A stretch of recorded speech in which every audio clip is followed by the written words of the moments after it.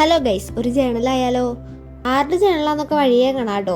ഞാൻ ഇവിടെ കണ്ട ന്യൂസ് പേപ്പർ അതും ഇതൊക്കെ പിച്ചി പറിച്ച് ഉരുട്ടിക്കുട്ടി ഒട്ടിച്ചൊക്കെ വെച്ചിട്ടുണ്ട്. നമുക്ക് ഇതൊക്കെ അല്ലേ പറ്റുള്ളൂ. ജേണൽ ചെയ്യാതിരിക്കുമ്പോൾ എനിക്ക് ഇങ്ങനെ ചെയ്യണം അങ്ങനെ ചെയ്യണം എന്ന് വലിയ പ്ലാനിങ് ഒന്നും ഇല്ല കേട്ടോ.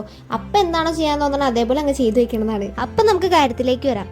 എല്ലാവരുടെ ലൈഫിലും മറക്കാൻ പറ്റാത്ത കുറച്ചധികം ഫ്രണ്ട്സ് ഒക്കെ ഉണ്ടാവില്ലേ? അതേപോലെ എൻ്റെ ലൈഫിലും മറക്കാൻ പറ്റാത്ത കുറച്ച് ഫ്രണ്ട്സ് ആട്ടോ ഇവരൊക്കെ. അപ്പം നേരെ നമുക്ക് സ്റ്റോറിയിലേക്ക് വരാം.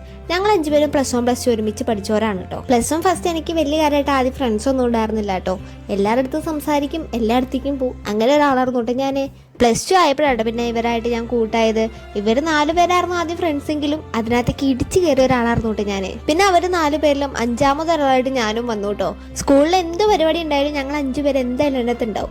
എങ്ങനെയെങ്കിലൊക്കെ വന്ന് പെട്ടിട്ടും ഉണ്ടാവും. പിന്നെ ഞങ്ങൾ 5 പേർക്ക് ഒരിക്കലും മറക്കാൻ പറ്റുന്ന മെമ്മറീസിൽ ഒന്നായിരുന്നു കേട്ടോ ഞങ്ങളുടെ ക്ലാസ് ടൂർ എന്ന് പറയുന്നത്. നവംബർ 15 ആയിരുന്നു കേട്ടോ ഞങ്ങൾ ടൂർ പോയിട്ടുണ്ടായിരുന്നത്. എൻ്റെ ലൈഫിൽ ഒരിക്കലും മറക്കാൻ പറ്റാത്ത മെമ്മറീസിൽ ഒന്നായിരുന്നു കേട്ടോ അത്. കാരണം ഞാൻ സ്കൂളിൽ നിന്ന് വേറെ ട്രിപ്പൊന്നും പോയിട്ടില്ല. വീട്ടിൽ നിന്ന് വിടാത്തോണ്ടൊന്നല്ല കേട്ടോ. അതിനുള്ള മെയിൻ റീസൺ എന്താണെന്ന് വെച്ചാൽ എനിക്ക് അത്ര ക്ലോസ് ആയിട്ടുള്ള ഫ്രണ്ട്സ് ഒക്കെ വളരെ കുറവായിരുന്നു. ഞാൻ ആദ്യമായിട്ട് ഇത്രയധികം എൻജോയ് ചെയ്ത് പോയ ഒരു ട്രിപ്പായിരുന്നു കേട്ടോ അത്. ഇനി അതൊന്നും തിരിച്ച് കിട്ടില്ല എന്ന് ആലോചിക്കുമ്പോൾ ഒരുപാട് വിഷമമുണ്ട് കേട്ടോ. പിന്നെ എന്താ ജേണൽ ഇവിടെ കംപ്ലീറ്റ് ആയിട്ടുണ്ട് കേട്ടോ. ഇതാട്ടോ ജേണലിന്റെ ഫൈനൽ ലുക്ക് വരുന്നത്. എല്ലാവർക്കും ഇഷ്ടപ്പെട്ടു എന്ന് ഞാൻ വിചാരിക്കുന്നു. നിങ്ങൾക്കും ഉണ്ടാവില്ല ലൈഫിൽ മറക്കാൻ പറ്റാത്ത ഫ്രണ്ട്സ്. അവർ ഈ റീലിൽ മെൻഷൻ അടിക്കട്ടോ. അപ്പോൾ ഓക്കെ, പിന്നെ കാണാം. Bye bye.